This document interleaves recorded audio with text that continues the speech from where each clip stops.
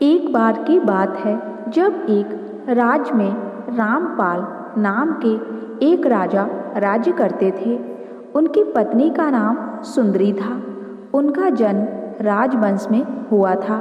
महल में सुख सुविधाओं का कोई अभाव नहीं था। सेवा के लिए बहुत से दास दासियां थीं।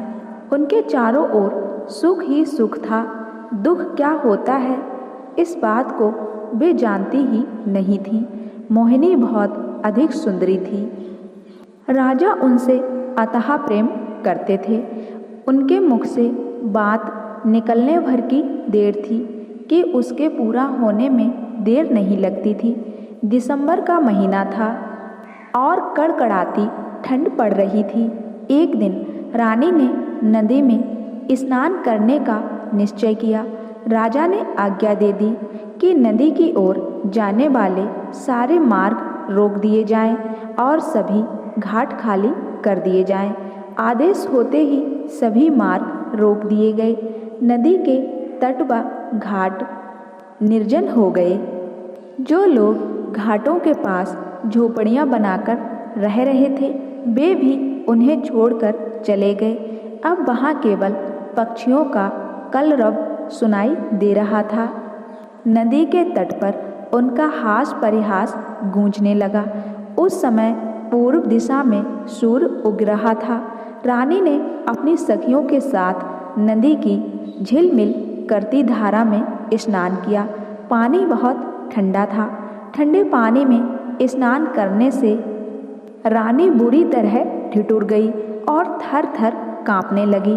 कपकपाते होठों से उन्होंने कहा, मैं ठंड से मरी जा रही हूँ, जल्दी आग जलाओ और मेरे प्राण बचाओ। रानी की आज्ञा पाकर सखियाँ पास के जंगल से लकड़ियाँ लेने जाने लगीं।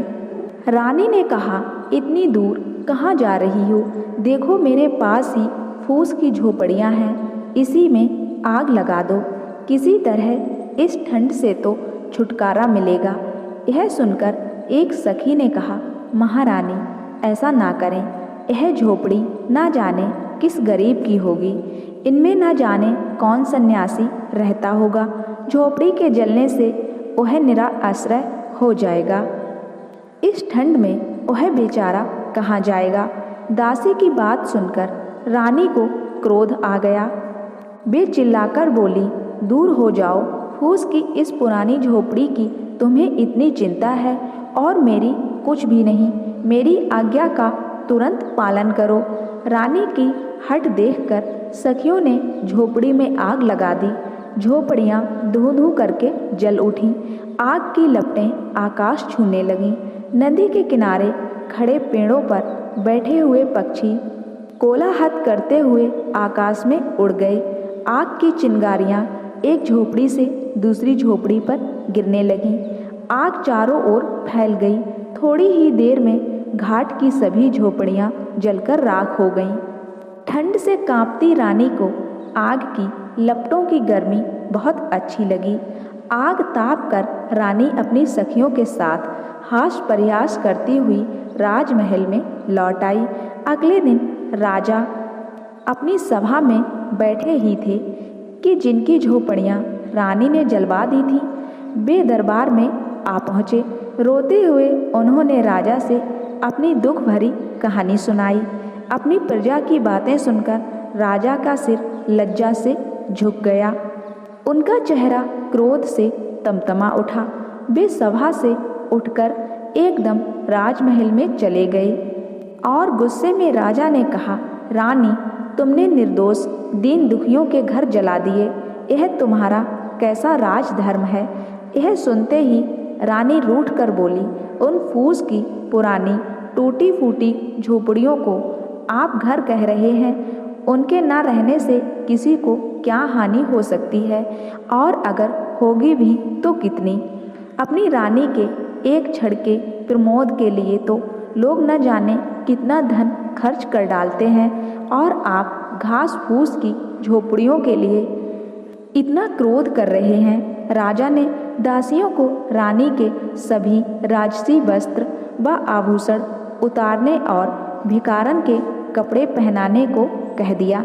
राजा की आज्ञा से दासियों ने महारानी के राजसी वस्त्र और आभूषण उतार लिए और भिखारन के कपड़े पहना दिए।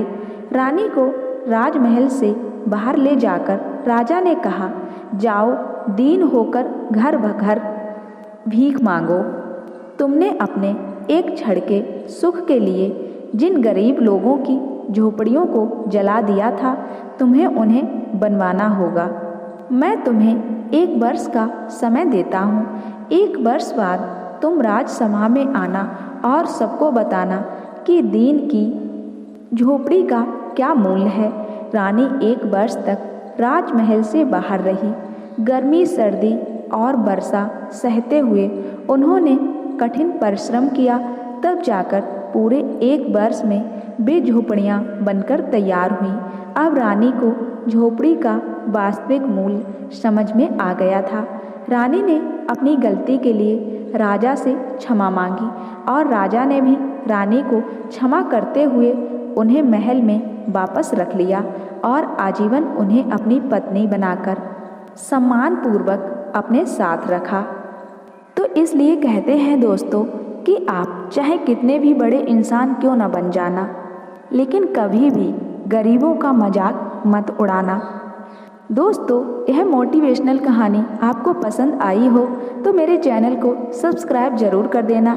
साथ ही बेल आइकन को प्रेस करके ऑल पे क्लिक कर देना, जो ऐसी ही खूबसूरत कहानी आपको सबसे पहले मिल जाए। और कहानी पसंद आई हो तो वीडियो को लाइक शेयर जरूर कर देना।